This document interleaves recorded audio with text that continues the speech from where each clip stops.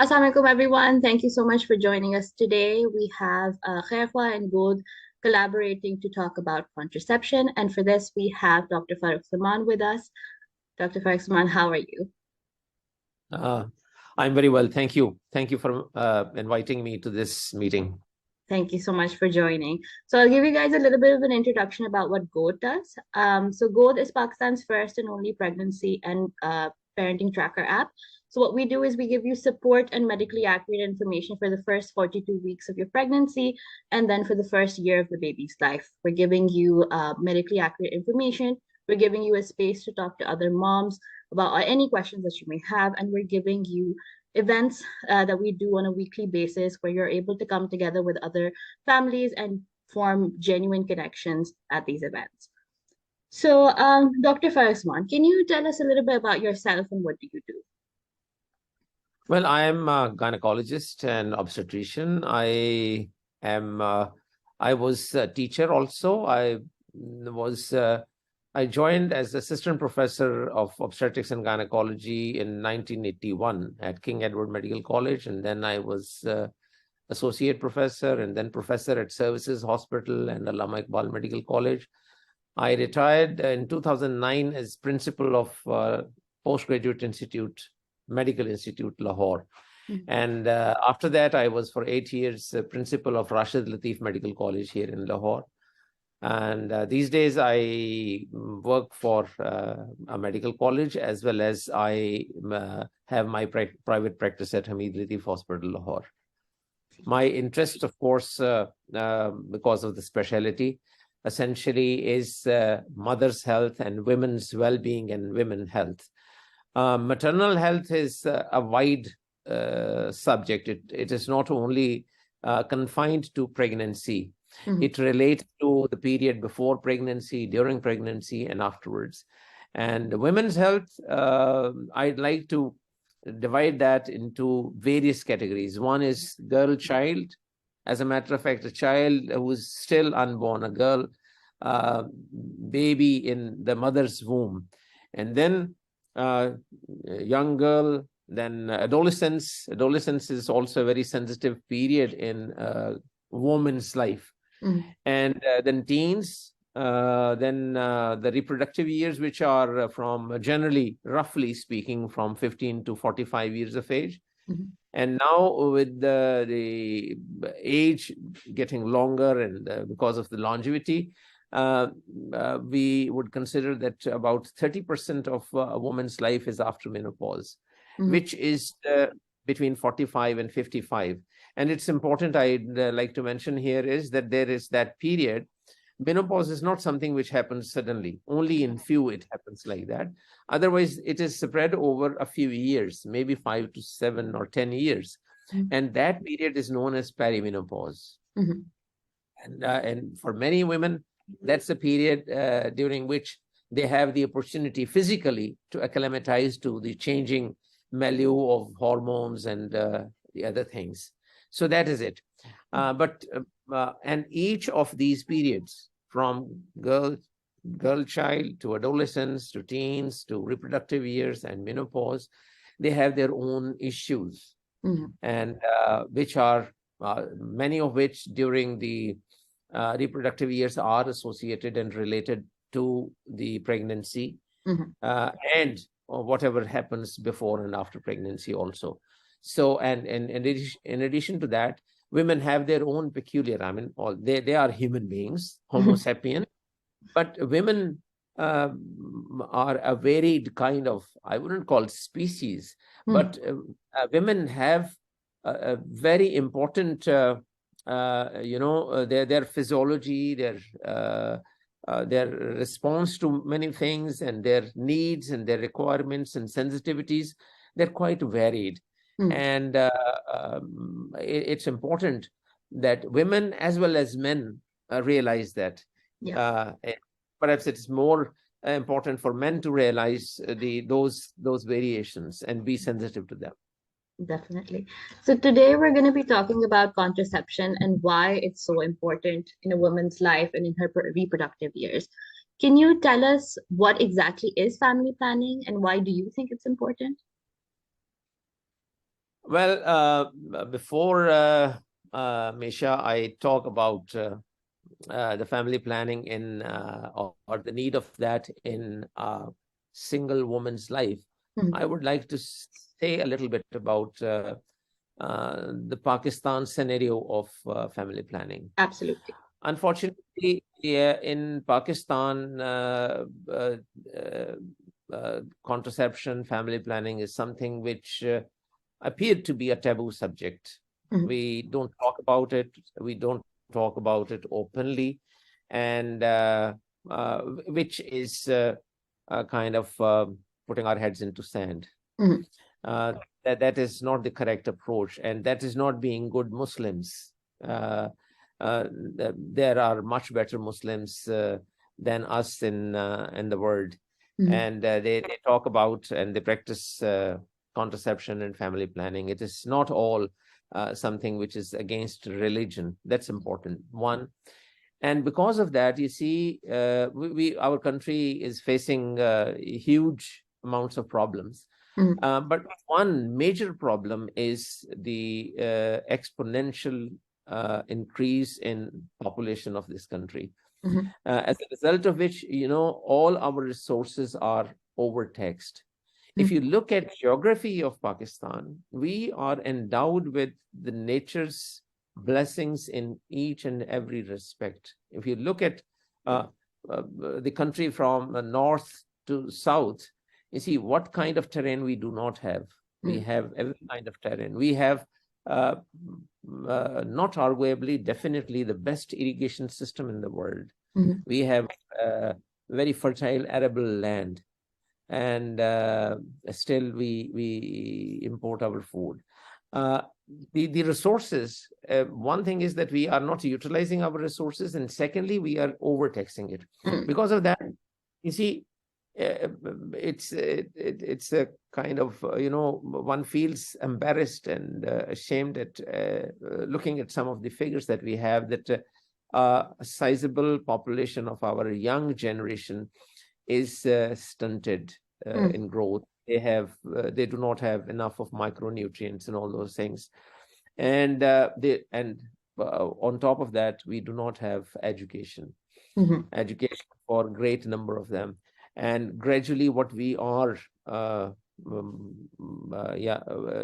developing into is a complete mess, a disaster. As a matter of fact, we are not, I wouldn't say that we are a disaster in the making. We have achieved that, very unfavorable kind of distinction. Now, contraception is something which is, it doesn't mean that the family size of a particular couple should be restricted. It's entirely, absolutely up to them if they want to have one child or if they want to have 12 children. It's entirely up to them. It is the responsibility of the state and the associated professionals like me, and the healthcare professionals, media, others, to inform the public and informed amongst the public, those couples, about the various options which are available to them, and essentially to plan their family. As the name goes, family planning. You see, family planning is not synonymous with restricting the number of children or restricting the number of family members. It is about planning a family in the sense that the number of people that there would be in, that should be according to the wishes of the people, according to the wishes of the couple. Now, for that, there are various means to achieve that. And it is important that the couples should be aware of that. And then, as in our religion also, it is said that वो जो उर्दू में हम कहते हैं ना कि अपनी चादर देख के पाँव फैलाओ, तो वो वाली बात भी है, तो उसको देखते हुए, so we need to educate them, we need to make them aware of that, number one, and number two, also of how can that be achieved, how can that be done. It is quite simple. And then making those various methods available. because they do not, and then because that contributes to women's health. Yeah. So family planning has various components. One is, say, birth spacing, so that there is adequate period between two pregnancies and births, during which the woman can recoup her health, and she is strong enough to bear another child, and also look after the child who has been born previously. So bearing children and having responsibility about for them, to provide them adequate clothing, to provide them education and adequate amount of food, that's also essential. Now, what is the use of having a family if it's, whether someone is educated or uneducated, irrespective of that, human instinct is to reproduce. Now, when the family, there is an addition to the family, it's a source of joy and happiness for the couple, for the parents. But if that child is unwell, sick, and the growth of the child is compromised, it doesn't get education, it doesn't get employment, and it's difficult to clothe and feed the person or the child, then that becomes a problem. Yep. Why is it that and we do not have paucity of talent? If you just look at the fast bowlers in Pakistan cricket team, there are a couple of them, they are banned for whatever reason, or they are out of action, and you have another crop of fast bowlers, and it's a different matter whether how we train them, etc. But there is no dearth of talent, and it's not only in cricket and fast bowlers. It would be there in every field. It would be there in other sports. It would be there in literature. It would be there in science, biological and other sciences. And why not? There would be. But most of them, they do not get the opportunity. They do not get that education. And therefore, it is important that at least we should be able to provide for them. And if we look within this region of South Asia, Pakistan is faring rather badly. Pakistan is not only faring badly, it is at the bottom of the list at all those indices which would indicate health, which denote well-being, education, health, and all the associated factors, because our fertility rate is so high that we double our population in a matter of 25 years. If you look at the population of this part, because it was Pakistan as it is now in 1969, the population was about 50 million. And it more than doubled in 25 years in 1994. And it further doubled of that by 2019. So every 25 years, we double the population. Are we providing that much in housing, in education, in employment, in other things? Are they also doubling at the same rate?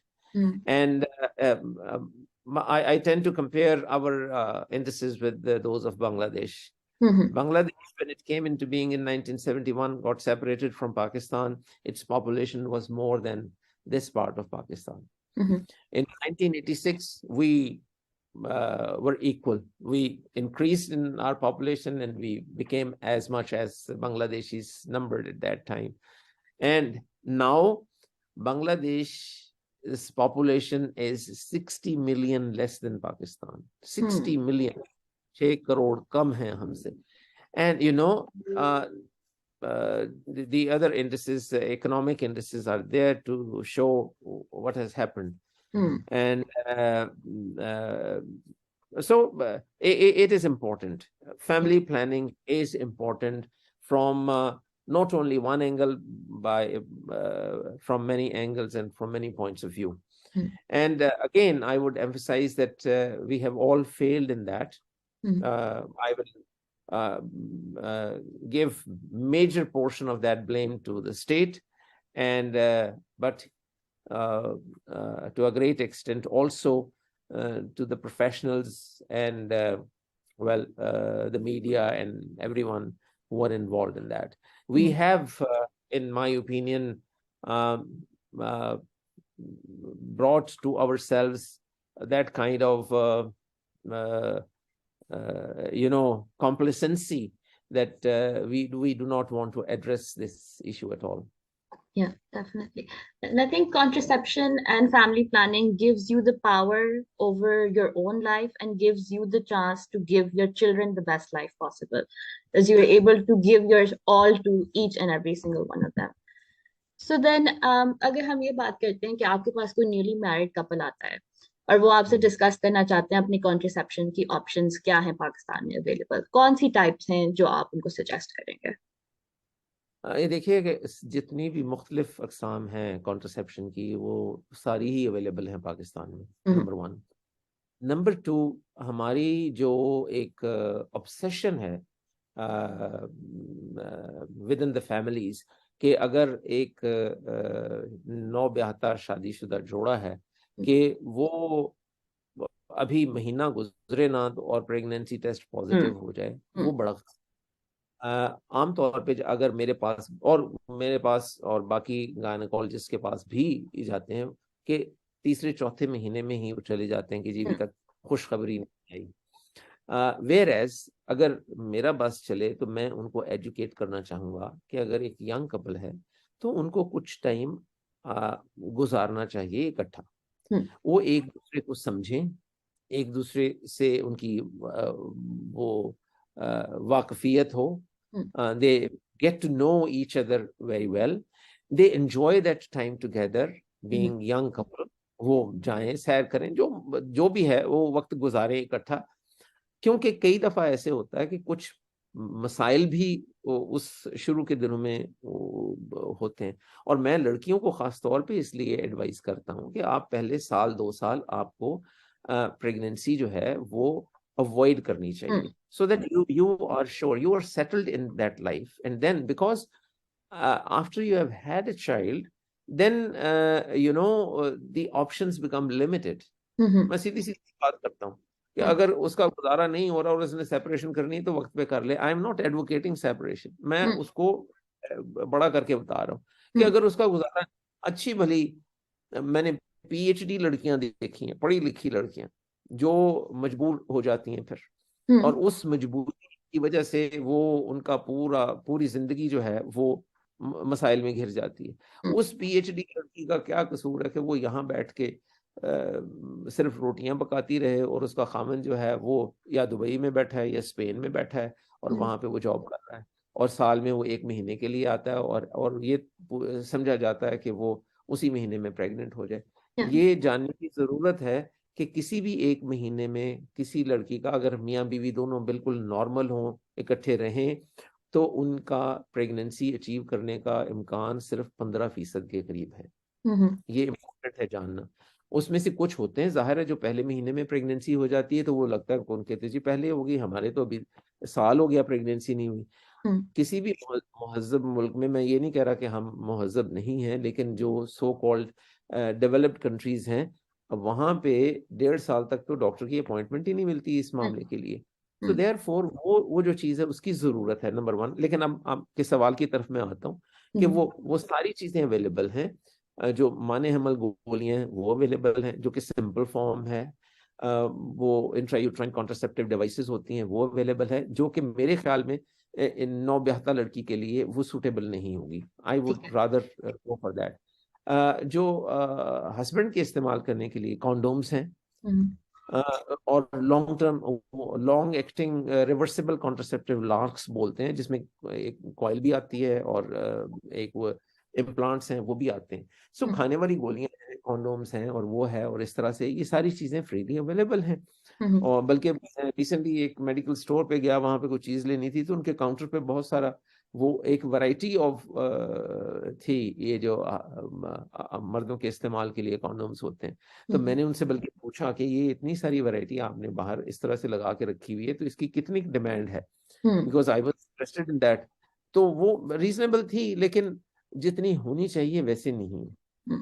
हमारे यहाँ मुख्तलिफ statistics हुए और मतलब studies हुई, और उनमें से जिस तरह से देखा गया कि जो हमारे इस वक्त जो है तकरीबन 32% कपल्स जो हैं वो जिनको ज़रूरत है सिर्फ उनमें से 32% करते हैं, विच मीन्स के 68% जिनको ज़रूरत है वो ये इस्तेमाल नहीं करते। और फिर उस और भी जो इम्पोर्टेंट बात है वो ये है कि उनमें से ज्यादा लोग जो हैं उनको इस चीज की आगाही है, वो जानते हैं कि ये एक नई चीज सामने आई है। अब एक तो ये है ना कि पहले तो था कि जी अवेयरनेस नहीं है, एक्सेस नहीं, issues of access and awareness थे। अब वो भी नहीं है, पता भी है, लेकिन या उनकी अपनी लापरवाही है या उनकी अपनी वो बायसेस हैं और उनके बारे में मिथ्स हैं जो जहन में हैं, जिसकी वजह से वो इस्तेमाल नहीं कर पाते। मिसाल के तौर पर मैं माने हमल गोलियों की बात करता हूँ, ये मोटा नहीं करती। जो हार्मोन्स नॉर्मली किसी लड़की के सर्कुलेशन में एक महीने में होते हैं, उतार चढ़ाव होता है, ये माने हमल गोलियां उनको उतार चढ़ाव की बजाय एक स्टैंडर्ड डोज में उनको कंटिन्यूसली देते हैं, जिसकी वजह से वो जो एग बन के डेवलप होके रिलीज होना है वो नहीं होता। ये उसका मैकेनिज्म ऑफ एक्शन है। अब मिकदार उस हार्मोन्स की लोएस्ट होती है जितनी के उसके लिए चाहिए, और वो उतनी मिकदार हार्मोन्स की नॉर्मली भी किसी भी लड़की में जो 15 से 45 साल की हैं तो उसमें वो होती है। हाँ, अलबत्ता जब शुरू में ये हार्मोन्स वाली टैबलेट्स इस्तेमाल की जाती हैं तो उनकी वजह से थोड़ी वाटर रिटेंशन हो सकती है पहले 2-3 महीनों में, जो कि जिसकी वजह से 2 से 3 पाउंड वजन में तब्दीली आ सकती है, बढ़ सकता है। लेकिन अगर उसका इस्तेमाल बरकरार रखा जाए गोलियों का, तो जिस्म जो है वो उसके मुताबिक ढल जाता है, और वो जो 2-3 पाउंड का वजन बढ़ा हुआ होता है वो भी खत्म हो जाता है। और दूसरी बात कि ये गोलियां जो हैं ये लंबे अरसे तक इस्तेमाल की जा सकती हैं। वो ये उन और आइंदा की उनकी फर्टिलिटी पे या प्रेगनेंसी होने के इम्कानात पे कोई कमी नहीं आती। फिर उनके दूसरे फवायद और भी हैं। आजकल एक और चीज बड़ी कॉमन है, endometriosis. Every 10th girl, 1 in 10 girls has likelihood of developing endometriosis, which is a painful condition, which is जिसका इलाज जो है वो वक्ती और अल्टीमेटली उसके लिए मेजर सर्जरी करना पड़ती है। अगर ये कॉन्ट्रासेप्टिव पिल इस्तेमाल की हो तो वो एंडोमेट्रियोसिस के डेवलप होने के इम्कानात को भी बहुत कम करती है। पीरियड्स की रेगुलरिटी रहती है। ये यूट्रस और उसके अलावा जो रिप्रोडक्टिव ट्रैक्ट ऑर्गन्स हैं उनकी सेहत को भी अच्छा रखती है, उनके लिए मुफीद है। ये इतने सारे फवायद है इसके। और नुकसान जो है एसेंशियली अभी तक अगर नुकसान वाली बात होती तो ये जिस तरह से अमेरिका है या दूसरे ममालिक हैं वहां पे ओवर द काउंटर ना होती, इसके लिए ये विदाउट प्रिस्क्रिप्शन ली जा सकती है। ठीक है।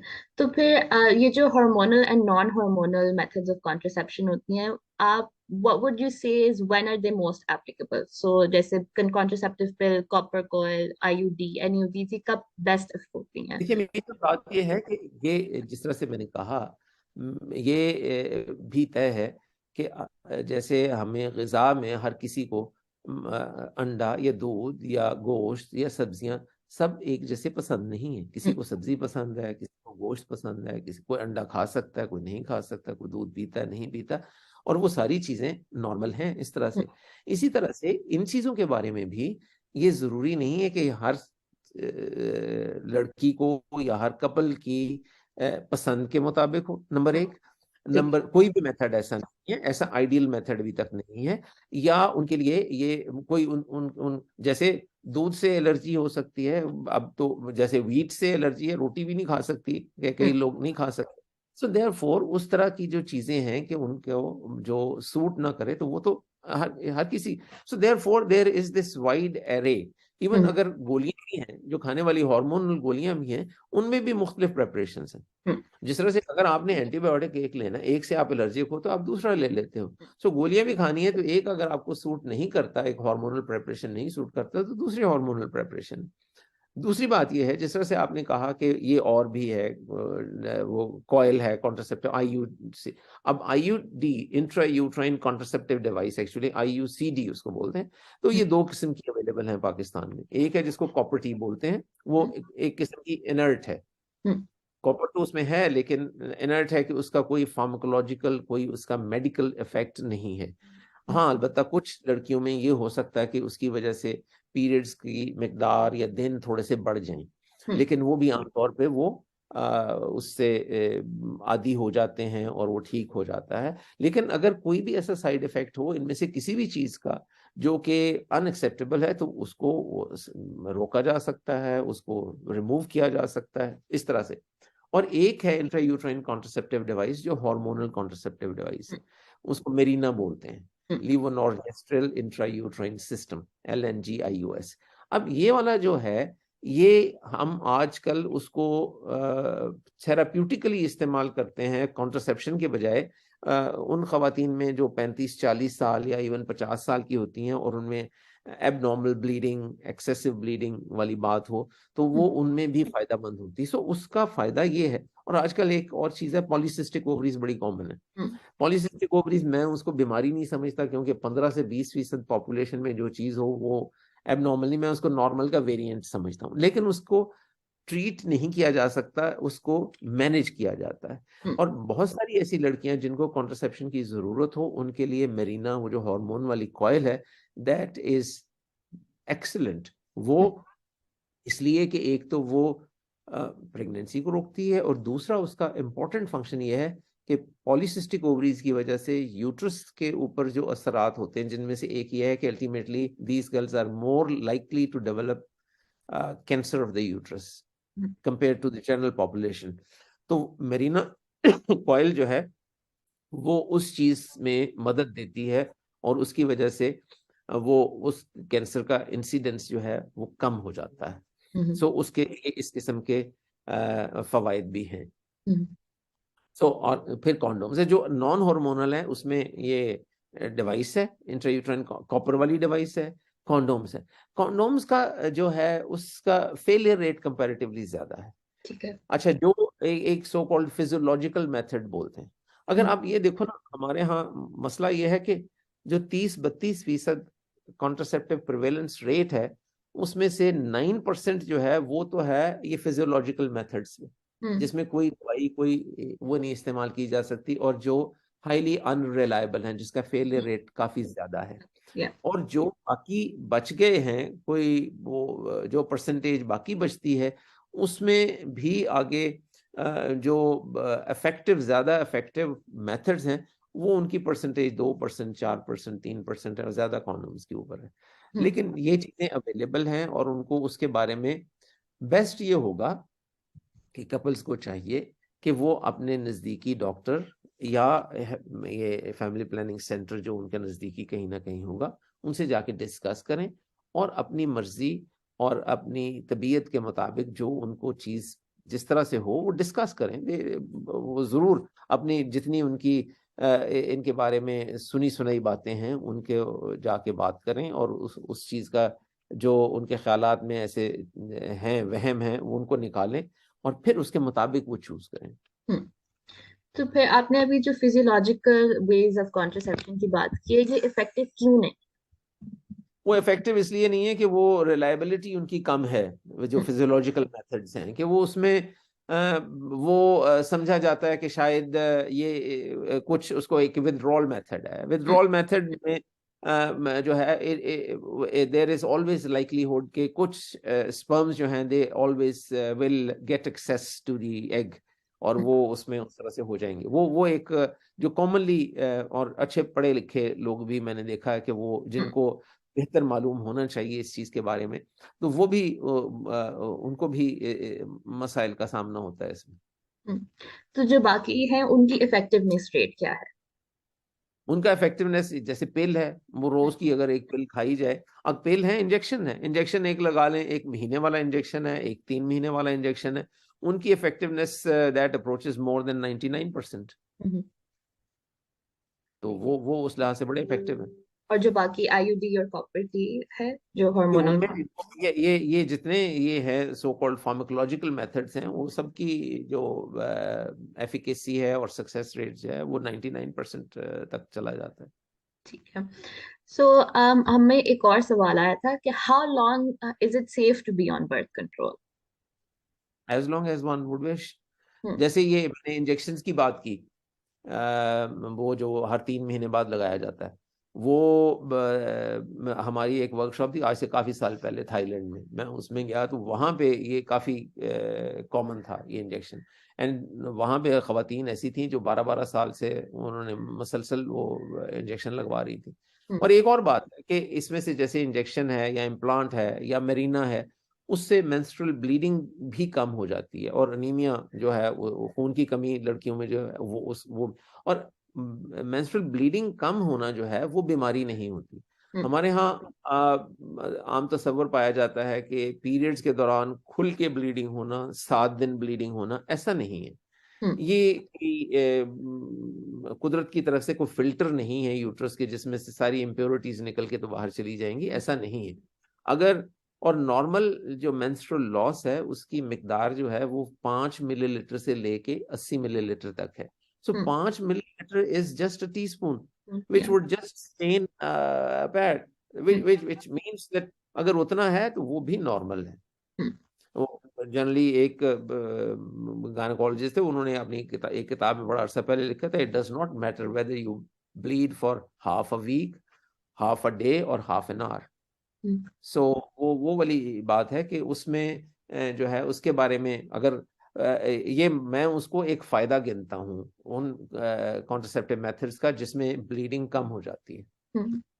ठीक है। तो कौन से कॉन्ट्रसेप्शन मेथड्स होते हैं जिसमें you still get the period? और पीरियड ये में से कह रही हूँ कि वो विद हाँ, बर्थ कंट्रोल वो आपको है वो विथड्रॉल। ये देखिए जो जो जिन मैंने जिक्र किया है, जिस तरह से कॉन्ट्रासेप्टिव पिल हैं उसमें पीरियड्स होते हैं, कॉपर टी है उसमें पीरियड्स होते हैं, ठीक है।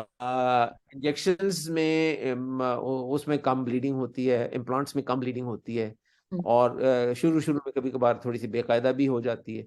तो लेकिन जो दूसरे कन्वेंशनल जिस तरह से कॉन्डोम्स हैं उनमें उस पे तो पीरियड्स के असर ही कोई नहीं। फीमेल कॉन्डोम्स भी होते हैं, सिर्फ मेल कॉन्डोम्स नहीं है, हम्म। फीमेल कॉन्डोम्स वो भी अवेलेबल होते हैं। इसके अलावा पैचेस, रिंग्स एटसेट्रा, वो ऐसी चीजें हैं जो जो हमारे यहाँ कुछ उनमें से अवेलेबल नहीं है, और हम्म। कुछ जो जरा टीडियस हैं इस्तेमाल करने में। ठीक है। ठीक। सो नेक्स्ट हमें एक क्वेश्चन आया था कि does being on contraceptives make getting pregnant harder after you leave no, them? no, not really. As soon as the duration of the effect of the contraceptive is over, hmm. the fertility comes back. As a matter of fact, ये contraceptive pill जो है कुछ ऐसे cases में जैसे polycystic ovaries है, हम्म। PCO जिसको, उसमें हम ये देते हैं कॉन्ट्रासेप्टिव पिल। वो हम्म। कॉन्ट्रासेप्टिव पिल जो है 3 महीने के लिए दे के उसके बाद अगर वो ओवुलेशन इंडक्शन की जाए तो वो रिबाउंड फिनोमेना से वो बल्कि बेहतर होता है। Hmm. So certain cases I would say कि वो जो है उसका वो बेहतर असर होता है, उसका फायदा होता है। और कोई लॉन्ग टर्म साइड इफेक्ट्स नहीं होते इनके? लॉन्ग टर्म ऐसे कोई नहीं है। ठीक है। अगर लॉन्ग टर्म कोई ऐसा हो, हाँ, ये है कि कॉन्ट्रासेप्टिव पिल्स जो है मैं जाती तौर पे 40 साल की उम्र के बाद की खवातीन को नहीं दूंगा। हम्म। उसमें क्योंकि एक कंपोनेंट होता है ईस्ट्रोजन, हम्म। वो उसकी वजह से वो हमारे जो इस मुल्क में जैसे कुछ बीमारियां मुख्तलिफ रेसेस में या मुख्तलिफ इलाकों में कुछ उनका ज्यादा होता है इंसिडेंट्स, तो थ्रम्बो एम्बोलिज्म के ब्लड क्लॉट हो जाना और इस तरह से होना, वो वेस्ट में ज्यादा है, हमारे यहाँ कम है, लेकिन हमारे यहाँ भी हो सकता है। सो देयरफॉर मैं तो मेरा जाती तौर पे हार्ड एंड फास्ट रूल एक किस्म का है कि मैं 40 साल से ऊपर वो कॉन्ट्रासेप्टिव पिल, कंबाइंड ओरल कॉन्ट्रासेप्टिव, उसको ओसीपी बोलते हैं, ओरल कंबाइंड पिल। हम्म। एक होती है सिर्फ प्रोजेस्टेरोन पिल, सिर्फ उसमें प्रोजेस्टेरोन हार्मोन होता है, वो दी जा सकती है, वो that can be continued afterwards. इसी तरह से मेरिना दी जा सकती है, इंजेक्शंस दिए जा सकते हैं, वो जारी रह सकते हैं। ठीक है। और कोई ऐसे तरीका होता है जिससे हमें पता चले कि ये बर्थ कंट्रोल जो मैं ले रही हूँ वो मुझे सूट कर रही है या नहीं, या कौन से ऐसे साइंस वो होंगे जिससे हमें पता चलेगा कि हमें नहीं सूट कर रही? वो देखिए, बात यह है कि किसी भी दवाई से, जिस तरह से मैंने पहले कहा कि साइड इफेक्ट कोई हो सकता है, कोई जो एलर्जी हो गई, हम्म। या किसी दवाई लेने से नौजिया हो गया, हम्म। या वो जो लड़कियां जैसे मिग्रेन जिनको है, मिग्रेन वाली जो है उनके लिए भी कंबाइंड ओरल कॉन्ट्रासेप्टिव पिल जो है वो अवॉइड करना चाहिए, क्योंकि उसमें ईस्ट्रोजेनिक कंपोनेंट जो है वो समटाइम्स इट स्टिमुलेट्स मिग्रेन। तो हम्म। वो वाली चीज है, वो सारी चीजों को देखते हुए, या ब्लड प्रेशर किसी का ज्यादा है उसके लिए वो सूटेबल नहीं होंगे, उसके लिए दूसरा सूटेबल होगा। लेकिन ये तो मैंने कहा ना कि कुछ जो है, जो इंडिकेशन कंट्रा इंडिकेशन है। लेकिन जो नहीं, अगर लेट्स से कि वो पिल लेते हैं, तो पिल लेने से अगर नौजिया होता है, और वो नौजिया कुछ अरसे बाद, हफ्ता 10 दिन में अगर नहीं होता, और इस तरह से भी ठीक नहीं होता कि आप खाने के बाद उसको लें, तो फिर उसको अवॉइड कर लें, फिर दूसरा तरीका इस्तेमाल कर लें। और जब भी कोई ऐसा हो, अगर लेट्स से कि जिस तरह से वो इम्प्लांट्स हैं या इंजेक्शंस हैं, उनसे menstrual रेगुलरिटी अगर इस तरह से अपसेट हो, which is unacceptable to the person, hmm. Then वो जो है, अब ये भी आप जान लो मीशा, कि अब हम विमेन कहने से कतराते हैं। हम्म। अब हम प्रेग्नेंट, अब इंटरनेशनल बॉडीज जो हैं, ये भी आपकी इंफॉर्मेशन के लिए, international professional bodies like Royal College of Obstetricians and Gynaecologists of UK, या American College of Obstetrics and Gynaecology, वो अब प्रेग्नेंट विमेन नहीं बोलते, हम्म। वो अब प्रेग्नेंट पीपल बोलते हैं। ठीक है। हम्म। तो इसीलिए मैंने कहा कि प्रेग्नेंट, वो पर्सन्स के मैंने बात कर दी। हम्म। हमारे यहाँ भी आ जाएगी ये तब्दीली, हम्म। ये टर्मिनोलॉजी, क्योंकि इंटरनेशनली जो भी लिटरेचर है, जो भी प्रोफेशनल इस तरह का है, उसमें हम अब यही टर्मिनोलॉजी और फ्रेजियोलॉजी इस्तेमाल करते हैं। ठीक है। Are there any medications that could make the birth control less effective? हाँ, कुछ मेडिसिन होती हैं जिनके लेने से ये तो लगता है आपने प्रॉपर किताब से उठा के सवाल लिए हुए कि मेडिसिन ऐसी होती हैं। कुछ ऐसी मेडिसिन हैं जो कि साइकेट्रिक डिसऑर्डर्स में दी जाती हैं, जैसे एपिलेप्सी की मेडिसिन हैं। उनके साथ इनकी जो है इंटरेक्शन ऐसा होता है कि इनकी एफिकेसी जो है वो कम हो जाती है, रिलायबिलिटी कम हो जाती है। So therefore, it is important that when a couple goes for contraception counseling and advice to a doctor, they should volunteer. और डॉक्टर की भी जिम्मेदारी बनती है कि वो वैसे उनसे पूछें कि जो हिस्ट्री लेते हैं, बात करते हैं, तो उससे ये भी पूछा जाता है कि जी आप कोई दवाई ले रहे हैं, या कोई ऐसी, जिस तरह से वो ये हाइपरटेंशन वाली बात मैंने की कि ब्लड प्रेशर किसी का ज्यादा हो, या खून नालियों में मुंजमद होने का, जैसे थ्रोम्बोएम्बोलिज्म, उसका अगर इम्कान हो, या कोई ऐसी हिस्ट्री हो, तो वो चीज़ें जो हैं वो जो फैमिली प्लानिंग काउंसलिंग या प्रिस्क्राइब करने वाला है, वो भी ये सवाल खुद से भी पूछेंगे, और खुद कपल्स को भी वॉलंटियर करना चाहिए। ठीक है। तो अभी हमने शुरू में फैमिली प्लानिंग और फैमिली स्पेसिंग की बात की थी। What do you think is a good amount of time to space between children? Generally you see, बात यह है कि आप यूं देखो, मैं उसकी मिसाल दूंगा कि जब प्रेगनेंसी होती है तो लड़की का वजन बढ़ता है, और वो आमतौर पे एवरेज जो वेट गेन है वो 25 से 30 पाउंड वजन बढ़ता है। अब जो है, और कुछ लड़कियां जो हैं, जहां हमारे यहाँ वो एक चला आ रहा है कि ज्यादा खाओ तो बच्चा सेहतमंद होगा, क्योंकि हमारे यहाँ अभी भी मोटापे को सेहतमंदी की निशानी समझा जाता है, तो कुछ लड़कियां ज्यादा भी वजन कर लेती हैं। मैं तो जनरली एडवाइस करता हूँ कि जी वजन आपने सिर्फ एक बंदे का खाना है, दो का नहीं खाना, वगैरह वगैरह इस तरह से। सो वो ये तब्दीली, और फिर जो फिजियोलॉजिकल तब्दीलियां सारे जिस्म में आती हैं, प्रेगनेंसी एक ऐसी चीज है जिस्म में कोई भी हिस्सा ऐसा नहीं है, कोई भी सिस्टम ऐसा नहीं है जो उससे मुतासिर ना होता हो। चाहे वो हार्ट है, ब्लड वेसल्स हैं, लंग्स हैं, मैदा है, मसल्स हैं, जॉइंट्स हैं, दिमाग है, नाक कान गला वगैरह वगैरह, सारी चीजें जो हैं, हर जो जिस्म का निज़ाम है वो उससे मुतासिर होता है या उससे अफेक्ट होता है। और अगर वो प्रेगनेंसी का हिस्सा ना हो तो अच्छी खासी बीमारी का मतलब बात बन जाती। तो वो चीजें जो है सारी फिर नॉर्मल पे वापस आने में, और फिर उनको वक्त लगता है प्री प्रेगनेंसी लेवल तक जाने में। फिर दूसरी बात यह है कि प्रेगनेंसी के दौरान माँ का जो ये तब्दीलियां आती हैं उसमें बच्चे ने जो जो भी ग़िज़ाइयत लेनी है वो माँ से लेनी है। जो उसने अपने अंदर बच्चे का खून बनना है उसकी आयन जो है वो भी माँ से जानी है। तो आयन की कमी होना और इस तरह की दूसरी विटामिन्स की, कैल्शियम की, बाकी हर चीजों की जरूरत पड़ती है, तो वो कमी भी होती है। आमतौर पे जो एक मामूल की ग़िज़ा है वो सारी चीज़ों को उस तरह से फराहम नहीं करती जितना कि ज़रूरत होती है, और इसलिए हम प्रेगनेंसी में सप्लीमेंट्स देते हैं। लेकिन वो सप्लीमेंट्स अगर आप अंदाज़ा लगाओ कि पाकिस्तान की कितनी पॉपुलेशन को मैसर होते होंगे और कितने को लेते होंगे जिनको खाना प्रॉपरली नहीं मिलता। अब हम ये उस पे कर रहे हैं कि जब खाना उनको एक एतदाल के साथ और उनको एक बैलेंस्ड डाइट जो है वो मिल रही होगी, जिसमें प्रोटीन भी होगी, फैट भी होगी, कार्बोहाइड्रेट्स भी होंगे, फल भी होंगे, सब्जियां भी होंगी, वगैरह वगैरह। अब कुछ हम में से डॉक्टर हैं जो लिख देते हैं कि फल, दूध, सब्जियां, गोश्त और अंडे का कसरत से इस्तेमाल करें। अब ये सारी चीजें, ये जुल्म है लिख देना किसी के साथ, क्योंकि सबको ये मैसर नहीं है। तो अगर वो हो और उसके ऊपर फिर सप्लीमेंट्स, तो तब जाके बात बनती है। जब ये सारा कुछ नहीं होता तो फिर उसकी कमी भी होती है। और अब फिर कुछ ऐसा है कि जो डिलीवरी है या सिजेरियन सेक्शन है उसके दौरान भी खून जाया होता है। तो उन सारी चीजों को कमी वो पूरा करने के लिए वो सिस्टम सारे जिनमें तब्दीलियां आती हैं प्रेगनेंसी के दौरान उनको वापस अपने बेसलाइन लेवल पे आने के लिए तो वक्त दरकार होता है। फिर ये भी आप ना भूलिए कि जिस वक्त बच्चा पैदा होता है तो माँ जो है वो उसके लिए काम दोहरा हो जाता है। एक बच्चे को पालना जो है वो पूरे घर का ख्याल रखने के बराबर की बात है।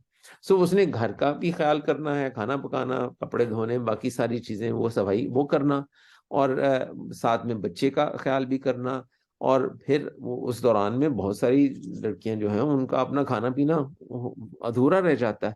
सो वो चीज करते हुए उनकी अपनी सेहत अभी बेसलाइन लेवल पे नहीं आई होती, तो दूसरी प्रेगनेंसी शुरू हो जाती है, तो उसके लिए उनके ऊपर बहुत दबाव और बोझ हो जाता है, उनके जिस्म के लिए बड़ा वो हो जाता है।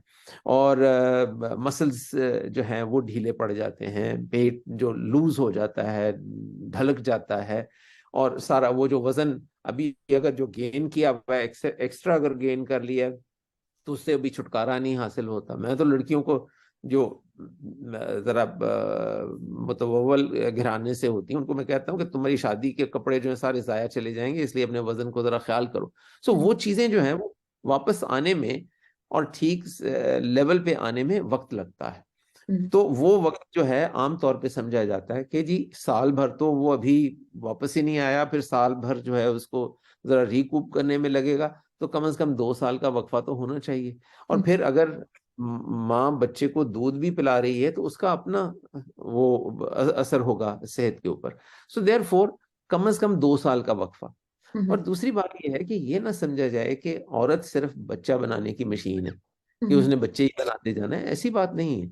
उस बच्चे को ख्याल करना, उसका उसको रेज करना, उसका वो करना, वो सारी चीज है। तो उसलिए कम से कम 2 साल का वक्फा तो होना चाहिए। और फिर वही बैलेंस्ड फैमिली जो है उसके मुताबिक वो चलें कि 2 या 3 बच्चे इस तरह से है वो एक साथ। फिर हमारे यहाँ ये भी हो जाता है अगर किसी के 2 लड़कियां हो गई तो अब प्रेशर हो जाता है कि लड़का पैदा करो, तो वो लड़का पैदा करते करते 6 लड़कियां पैदा हो जाती हैं। सो इस किस्म की बातें वो तो एक अलग चीज है, लेकिन ये 2 से 3 साल का वक्फा कम से कम होना चाहिए। ठीक है। और अगर कोई रिस्क ऑफ प्रेगनेंसी हो जाए, इन द सेंस कि अगर आपको कुछ जो कॉन्ट्रसेप्टिव आप यूज कर रहे थे वो फेल हो जाए, पाकिस्तान में कोई इमरजेंसी कॉन्ट्रसेप्टिव्स अवेलेबल हैं और वो कौन से होते हाँ, वो बड़ी हैं और वो कसरत से इस्तेमाल होता है। कॉन्ट्रसेप्शन का पता हो ना हो, इमरजेंसी कॉन्ट्रसेप्शन का पता होता है। हैं? तो वो कई दफा अभी अभी पूरी तरह से उसकी जरूरत भी नहीं होती, तो वो इस्तेमाल कर लेते हैं, वो अवेलेबल हैं ठीक है। और ओवर द काउंटर अवेलेबल हैं, हर केमिस्ट के पास है। ठीक है। सो अब हमने जनरली तो काफी बात कर ली है, अब कोई स्पेसिफिक क्वेश्चंस जो हमें भेजे गए थे हम उनकी तरफ आ जाते हैं। तो हम्म।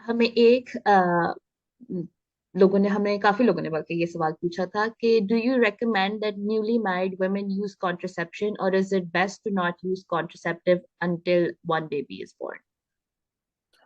मैं तो जिस तरह से मैंने बात जब शुरू ही की थी, तो मैंने कहा था कि मेरा मशवरा ये होगा यंग कपल्स को। हाँ, अगर किसी की शादी जाके 35 साल की उम्र में लड़की की होती है, तो उसमें इतना वो साल 2 साल का करने की जरूरत नहीं है, क्योंकि आजकल जो प्रोफेशनल लड़कियां हैं जो आला तालीम हासिल करती हैं, फिर वो और जिस तरह से वो पीएचडी की तरफ चली जाती हैं या और है करियर बनाने में उनका वक्त लग जाता है, तो उस वक्त शादी होती है।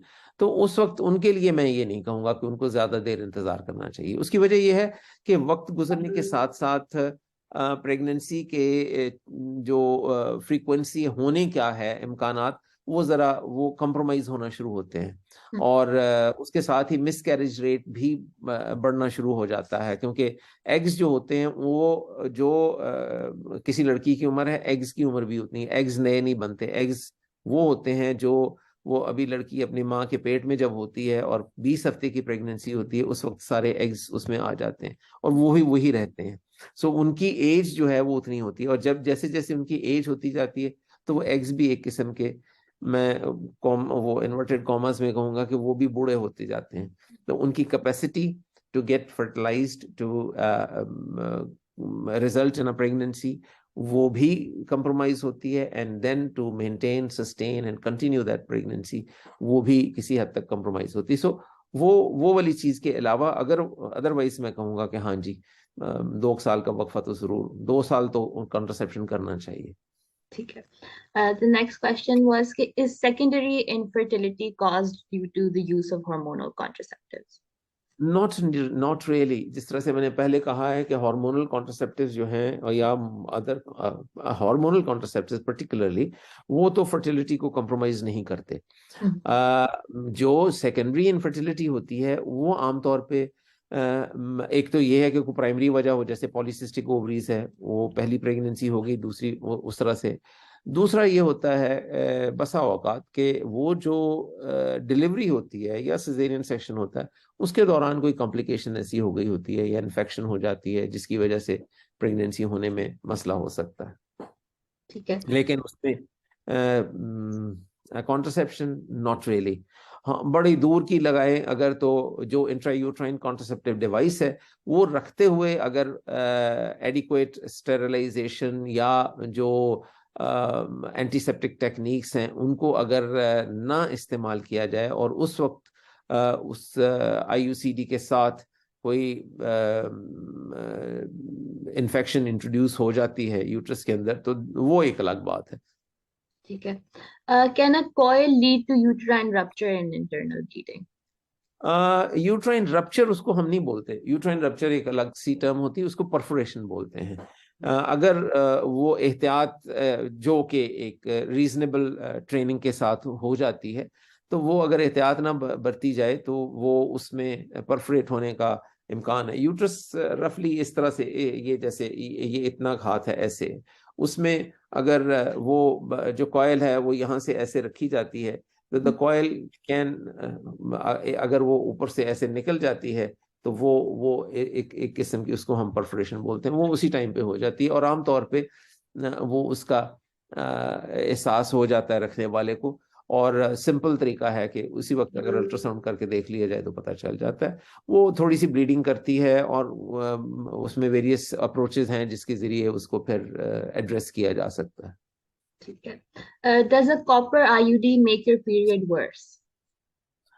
इन a small percentage of women, yes. कुछ में तो कम भी हो जाते हैं, लेकिन कुछ में वो उसका एसेंशियली होता है अ foreign body, I wouldn't say reaction, because of this being a foreign body. पहली बात तो ये है कि यूट्रस में अगर रखी जाए तो यूट्रस का एक टेंडेंसी होती है टू पुश इट आउट। ये बॉडी में भी अगर यहाँ पे कोई आपके छोटा सा मामूली सी अगर वो कोई ऐसे कोई चीज फंस जाती है या आ जाती है स्किन में, तो स्किन भी उसको पुश आउट कर देती है। तो इसी तरह से यूट्रस के अंदर हो तो यूट्रस में वो स्पाज्मोडिक पेन भी हो सकता है in its attempt to push it out. तो वो इस तरह से होता है। दूसरा, being a foreign body, it might in some girls cause local irritation, which leads to excessive bleeding or more than usual bleeding at the time of periods. लेकिन मैंने जिस तरह से पहले कहा कि अगर उसको जारी रखा जाए तो 2-4 महीने में वो चीज सेटल हो जाती है। हाँ, उस वक्त भी ना सेटल हो और वो ब्लीडिंग का दौरानिया बढ़ जाए या उसकी मिकदार बढ़ जाए और बढ़ी ही रहे and adversely starts affecting the woman, then it should be removed। वो जिस तरह से मैंने कहा कि कोई भी ऐसा मेथड नहीं है जो आइडियली सबके लिए सूटेबल होगा और बेस्ट होगा। ठीक है।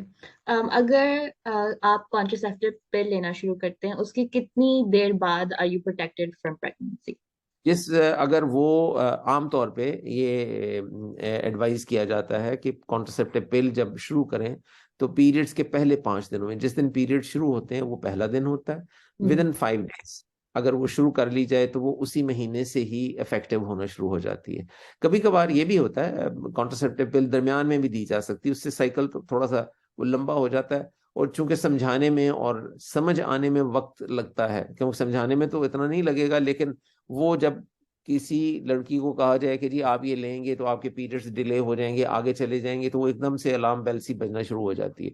तो अगर पहले 5 दिनों में नहीं शुरू की, 10वें दिन या 15वें दिन शुरू की है, तो वो उस महीने में उसकी प्रोटेक्शन नहीं होगी। लेकिन की जा सकती है, शुरू की जा सकती है, so that the routine gets established and then it may be continued through the next cycle, और अगले साइकिल से फिर वो नॉर्मल उस तरह से होगा, प्रोटेक्शन होगी। ठीक है। and if I miss the pill one day, तो उससे क्या हाँ, फर्क ये पड़ेगा? बड़ा इम्पोर्टेंट, आपने अच्छा सवाल किया।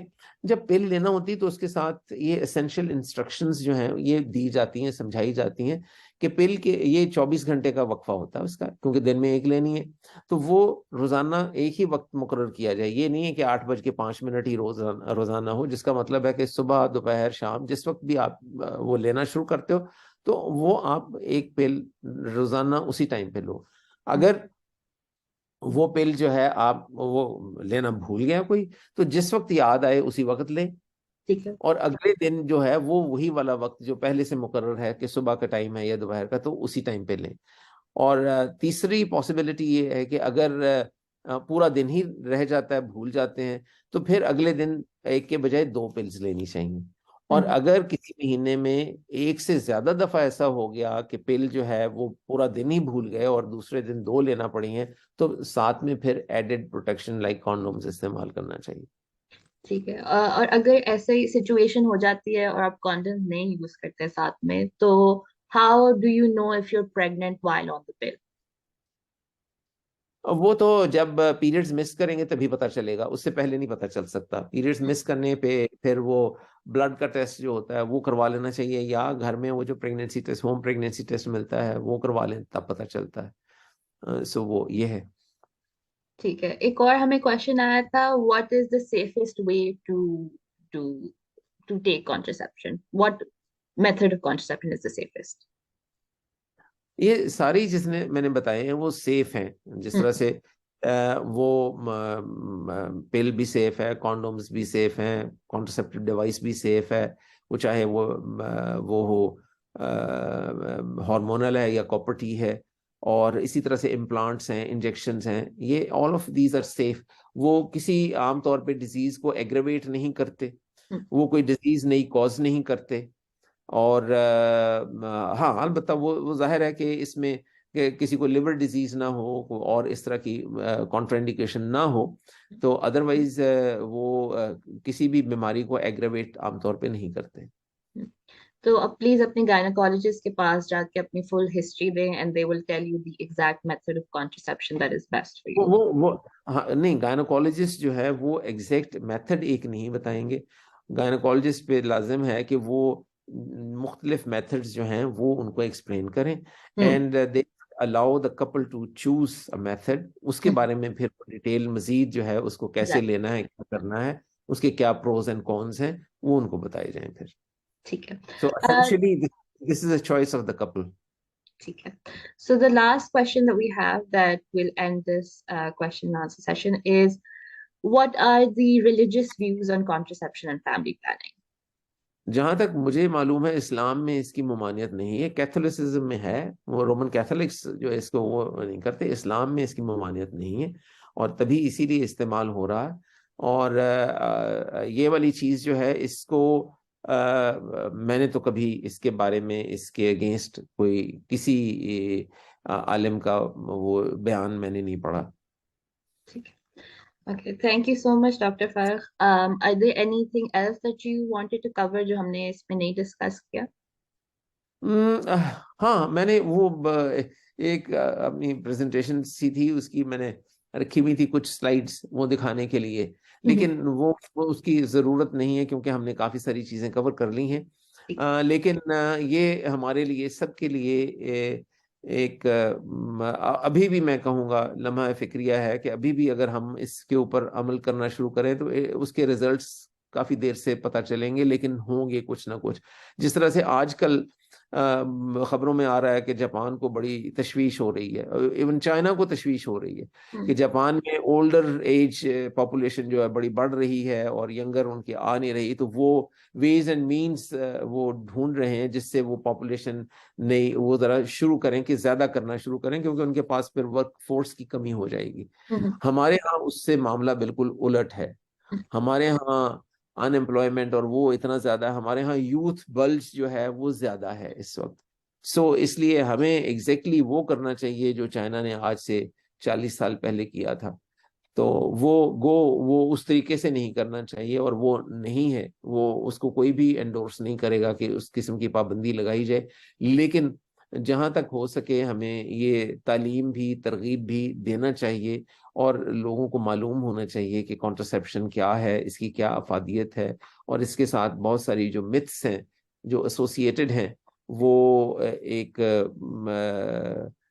फर्जी किस्म की चीजें हैं, उसमें कोई हकीकत ऐसी नहीं है। और उसके बारे में अगर कोई शकूक व शुबहात हैं तो ज़रूर किसी प्रोफेशनल के साथ जाके बात करें और अपने जो वो ऐसी चीज़ें उनको उनकी क्लैरिफिकेशन उनसे ले लें। एक और मुझे सवाल अभी याद आया है जो I think is also very important to mention. What do you think the male responsibility is in this situation? ये हमेशा आप बहुत ही अहम सवाल है। अ, उसका मैं थोड़ा सा आपको एक मैं और एंगल से आपको बताऊं। कल मैंने एक सिजेरियन सेक्शन किया अपनी पेशेंट का। उसके पहले दो बच्चे थे, पहले भी दो सिजेरियन सेक्शन थे। और आमतौर पे हम सिजेरियन सेक्शन करने के बाद हम अपने हॉस्पिटल में 24 घंटे उनको पोस्ट ऑपरेटिव एरिया या रिकवरी एरिया वहां पे रखते हैं, और 24 घंटे के बाद फिर कमरे में उनको भेजा जाता है। तो उस लड़की ने मुझे सुबह से ही ऑपरेशन से पहले ही कहा था कि जी आपने मुझे शाम को कमरे में भेज देना है क्योंकि मेरा बेटा जो है वो बहुत मुझे मिस करता है, तो I want to be with the son. तो मैंने कहा ठीक है। तो हमने उनको कल शाम को कमरे में भेज दिया। अब सुबह मैं जब गया राउंड पे तो उनके दरवाजा खटखटाया खटखटाया, तीसरी दफा चौथी दफा खटखटाया तो दरवाजा खुला। और वो जो बेड था मदर का उसके साथ सोफा था, सोफे पे एक बच्चा लेटा हुआ था, और मदर जो थी वो अपने बेड पे डायगनली लेटी हुई थी, और उसके तकिए के ऊपर एक छोटी बच्ची और लेटी हुई थी, उस मदर को भी अभी वो। तो मैंने कहा ये क्या? कहने लगी कि जी इसी तरह से मैंने बच्चे संभालने थे। तो मैंने कहा तुम्हारा मियाँ किधर है? कि वो तो उसको सोना था तो वो तो घर चला गया रात को।